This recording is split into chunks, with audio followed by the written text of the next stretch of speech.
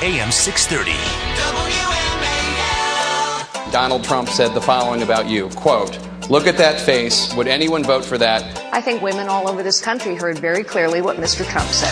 Mr. Trump has suggested that your views on immigration are influenced by your Mexican-born wife. Completely inappropriate, and I hope you apologize for that, Donald. First of all, Rand Paul shouldn't even be on this stage. He's number 11. What, a casino gambling in Florida?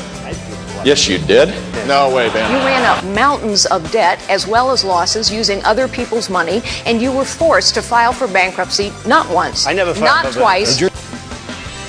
That's a good taste of some of the infighting amongst the Republican candidates last night at the Reagan Library in Simi Valley, California.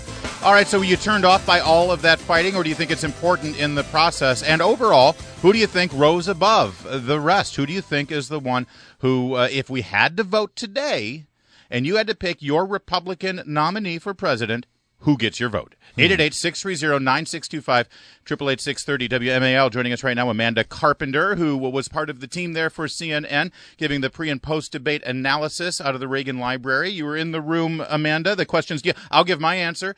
If I had to vote today, Carly Fiorina. What do you think, Amanda? Oh, Carly Fiorina, without question, had the best breakout moment of the debate. I think her answer in regards to the women's charge, where she said, I think women heard what Donald Trump said will be played for debate candidates for years to come. It will be essential debate training for women from here on out and how to handle those questions. And her answer on Planned Parenthood, where she showed that emotion and conviction, she had the highest stake probably going into this debate, and she exceeded them, if that's at all possible. But I think the biggest story coming out of this debate is how much Donald Trump faded when the candidates got involved in deep, substantive policy issues. There were a few stretches where I forgot he was there, if you can believe that. And so, he probably will still have a lot of support, but I think people are starting to see finally that the bluster wears thin. Well, you and I have talked about this before when you've been here filling in for Larry, that the thing about the Donald's people are they don't care. They just love the Donald, and nothing changes their opinion. Did you see anything that will radically change the opinion of the people who love Donald Trump to begin with? Well, here's the thing. My biggest concern going into this, or rather my question, would Donald Trump and Ben Carson be able to cement their number one and number two status consistently that's been held in the national polls? I don't think either of them clinched that. Now, I don't think Donald Trump lost a lot of support, but at the same time, I don't think he gained any. And certainly, I don't think Ben Carson earned his number two spot in the rankings. Frankly, his answers on the minimum wage, where he strangely offered two minimum wages, which, you can't have two. There's one minimum wage, so I call that.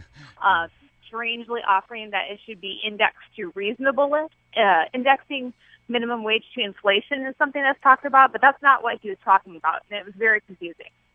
Amanda, listen, you worked for the Cruz Senate office here until the campaign began, and you've been around politicians and campaigns. You know that last night, especially at this time in the schedule, there were two main audiences. Number one, of course, the voters. But secondly, the money people, the people who are willing to commit as bundlers or maybe as donors to major super PACs. So in that context, setting aside the voters for a second, who cemented themselves last night as a good bet, a good investment for campaign donors, and who also is sort of on the bubble now and maybe is going to have a problem when they pick up the phone today and say, hey, are you still with me? Without a question, Marco Rubio. There's a lot of serious moneyed foreign policy donors who are panicked by the prospect of Trump clinching the nomination.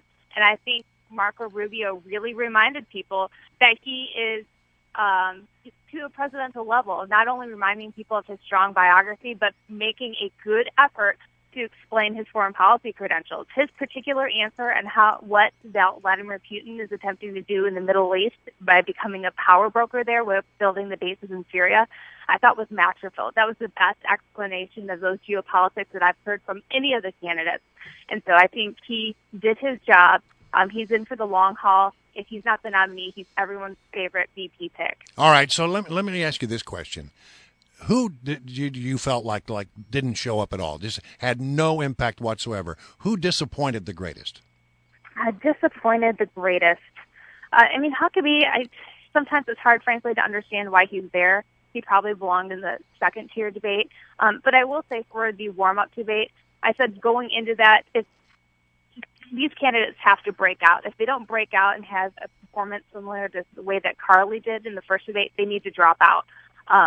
All of them are polling at 1% or less. They need to get out of the race and help winnow the field. I think that all need to seriously consider that. Rick Perry did a very honorable thing by leaving the race early. He could have stayed in it for a long time. He did have some money, but he put vanity aside, and I think he stepped aside for the greater good of the party, and that's what all the candidates in the first debate need to do.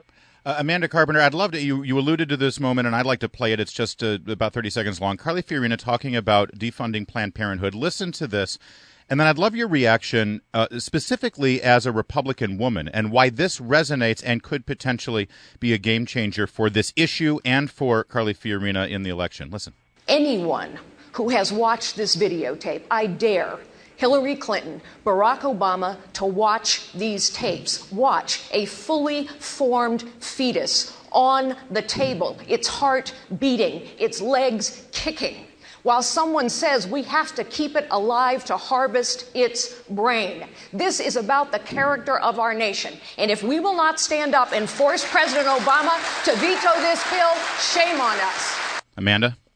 I mean, it was hard for me in the room last night not to get cheered up, and it's even hard for me now not to get cheered up hearing that response, because it's spoken with such conviction, honesty, and the emotion that's really required to take on this issue.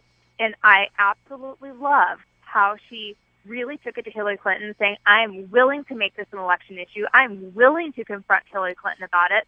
And, you know, we've had such a hard time we have so few qualified female candidates, just number one, but also number two, that can raise to that level and make that kind of argument.